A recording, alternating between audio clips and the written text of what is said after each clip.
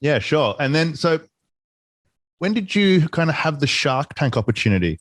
Because like you went from all these stores in Whole Foods and then you went on Shark Tank, so how did like what happened between those two points and kind of how did you get that Shark Tank opportunity?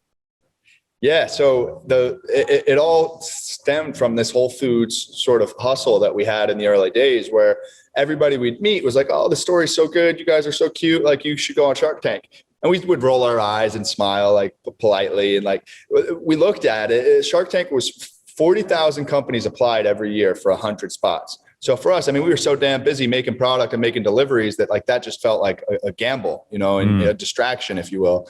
And then 18 months in, I saw on LinkedIn some second degree connection commented on somebody else's page and said like, hey, my friend's a producer for Shark Tank. They're looking for companies. Had nothing to do with us. But I slid in there and I DM'd the guy. I was like, hey, this is who I am. We're Super Coffee. My brothers and I started this. And the next day I was on the phone with the producer. So it's basically like our application was at the top of the list.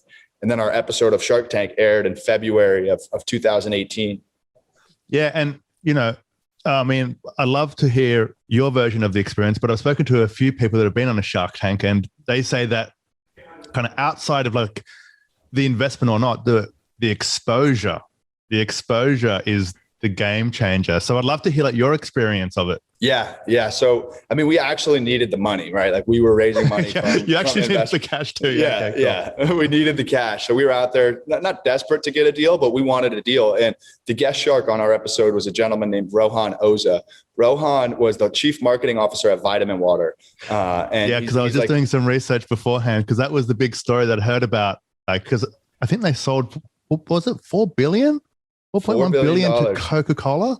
This is back in 2006. Okay, cool. Yeah. So he was on the show. And he was on the show, exactly. And he's done it time and time again. He was an early investor in Bai, B-A-I. Bai sold to Dr. Pepper for $1.7 billion. So like Rohan is the guy in beverage. And like we were sort of myopically focused on him. We're Mark Cuban's cool, Barbara, they're all cool, but we're like, we want Rohan.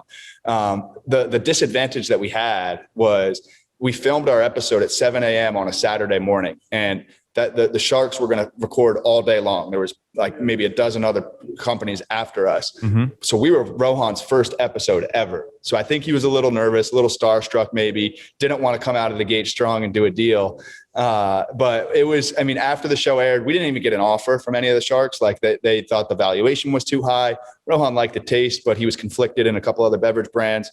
So didn't get an offer. We felt disappointed. We felt like we just lost the national championship on television. But I mean, people didn't care what happened. They just were excited that they saw us on Shark Tank. So we were hanging signs in grocery stores. We were building even bigger displays now. Like we would go to all the store managers. At this point, we're probably in, I don't know, maybe 1,000 or 2,000 grocery stores. And we would say, hey, we were just on Shark Tank. All of your customers are looking for us. We need better placement, right? We need the end caps and cooler displays. And they gave it to us, and it really helped blow up the brand from that point. So I guess long story short, Shark Tank is what you make it, because some people will see it the night that it airs.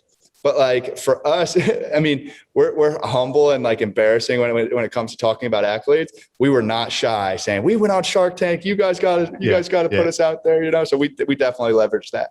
I mean, it sounds like you guys are not shy with the hustle, right? Like you're happy to go to find the area that you believe that's the spot. If we can make that part work, then everything else can work. And so, you're shy, except when the stakes are really high. When the stakes are high, it sounds like you guys are kind of, you don't mind, just going that extra step and asking for things which you may feel a bit shy to ask sometimes, right?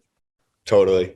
No, and I think that's the athletes in us. Like we grew up, sports was such a big part of our identity. Both mom and dad played sports in college. And I remember our mom would drop us off to school in kindergarten and she would say, boys, go kick today's ass. And we'd be like, yes, mommy, we will.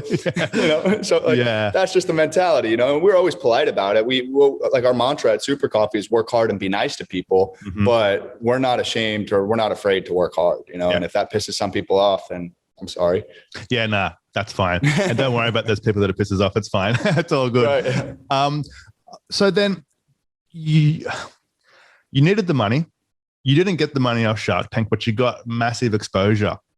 And so how did you then kind of scale the company from there? Because obviously you still need the money. So what was your strategy then to get the money? Yeah. So our episode of Shark Tank aired in February, and we were asking for $1 million for 10% of the company, right? So we put a $10 million valuation on the business.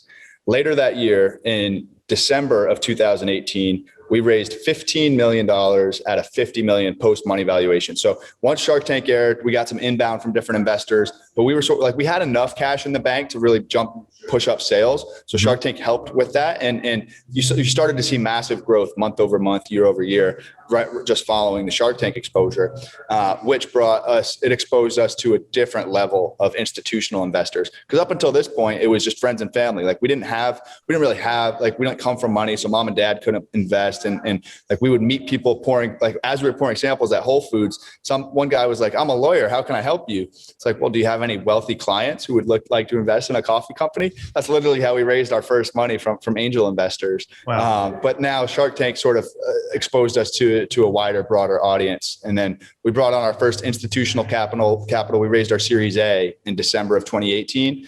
And that $15 million really fueled our growth from 4 million in sales in 2018 to 26 million in sales in 2019. And at that point, that story of us being the best-selling coffee in 1 store, 2 stores, 3 stores became best-selling bottle of coffee in DC, Philadelphia, New York City, the entire Northeast. And we were able to spin that narrative that like, hey, Mr. Investor, if you invest in us, we'll take this to the East or to the West Coast and become the best-selling bottle of coffee over there.